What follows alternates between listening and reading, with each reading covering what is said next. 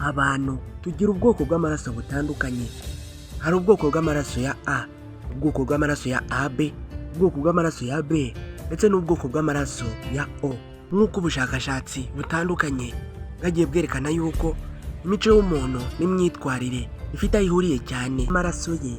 Ni muri urwo rwego uyu munsi tugiye kubabwira imyitwarire y'abantu bafite ubwoko bw'amaraso ya A. Ngibi ibyihariye cyane ku bintu wamenya ku bantu bafite amaraso ya A. Mu byamamare bamenyekanye cyane bafite amaraso y'ubwoko bwa A harimo abaperezida batandukanye bo muri Leta Zunze Ubumwe za Amerika nka Richard Nixon, George Bush, Lyndon B. Johnson na Jimmy Carter. Hari kandi n'umukinnyi wamenyekanye cyane witwa Jet Li ndetse n'umuririmbyi wamenyekanye cyane witwa Britney Spears. Abantu umuntu ufite ubwoko bwa A ahuza nabo. A iyo ahuye n'undi muntu ufite A akunda gushwana cyane kubera ko bagenzurana bashinjanya amakosa. Naho A iyo ahuye n'undi muntu wa B, A usanga agirira impuhwe cyane umuntu ufite B, gusa B yabyihanganira babana neza. Umuntu ufite ubwoko bwa A akunda guhuza cyane n'umuntu ufite ubwoko bwa AB kubera ko buzuzanya bakagirana inama ntabwo bapfa gushwana. Aho A iyo ahuye n'undi muntu wa O usanga O akunze gufasha A, akunze kuba mubona nk'umunyantege nke. Gusa niyo babyaye abana akenshi uzasanga ari abana b'abahanga. Duhere ku mico myiza iranga abantu bafite ubwoko bw'amaraso ya A. A usanga ari umuntu ugira impuhwe. A usanga ari umuntu ugira gahunda. A usanga ari umuntu wubahiriza igihe. A yubaha abantu bose. A akunze kwibwiriza. Usanga ari umuntu wubahiriza inshingano. A ibintu byose abicisha mu mucyo kandi A akora ibintu byose yateguye. A mu rukundo arakunda cyane ku buryo usanga yarabaye n'umucakara w'uwakunda. A usanga ari umuntu ukunda ibintu bimwongerera agaciro. A yanga umuntu wese umuhungabanyiriza amarangamutima. A aritwararika. A akunda ibintu bisobanutse gusa ugasanga akunda nko gusoma ibitabo. A usanga ari umuntu wubahiriza cyane umuco w'aho bavuka. A uzasanga ari umuntu w'indakemwa mu bintu akora. A azi kunonosora ibintu. A azi kugenzura ibintu neza.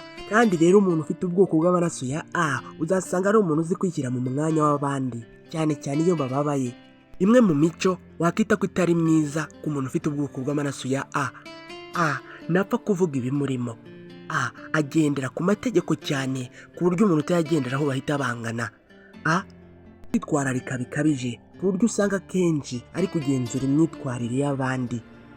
Nta kintu na kimwe ajya yizera byuzuye ku buryo buri gihe usanga afite inkeke y'uko haba ikibi.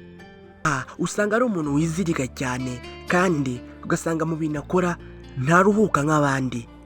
A no mu bwonko bwe ahorana siteresi kubera guhora atekereza ku bintu cyane. Usanga baba bari guhuza ibintu ibyabayeho n'ibiri kubaho ubu ngubu n'ibizabaho n'ibyo bihoreramo. Niyo baryamye hari ubwo babura ibitotsi cyane cyane noneho iyo bicuye ntabwo bongera gusinzira. A kubana nawe biragorana cyane kubera ko aba gusaba kwitwararika nkawe. A usanga ari umuntu ugira amarangamutima menshi cyane ku buryo iyo ari guseka aseka cyane, yababara akababara cyane, yaba atuje agatuza cyane ku buryo umuntu abona bimubongamiye. Gusa ba A usanga ari abantu b'indakemwa cyane, ari nayo mpamvu bakunze guhabwa akazi k'ubutabera. Usanga ari abantu bazi gutabara abantu kubera bagira impuhwe, kubera iteganyamigambi ryabo bahoramo. Usanga ari abantu bazi gushushanya imbata z'inzu cyane. Usanga kandi hari abantu b'abavumbuzi kubera ko bahora batekereza.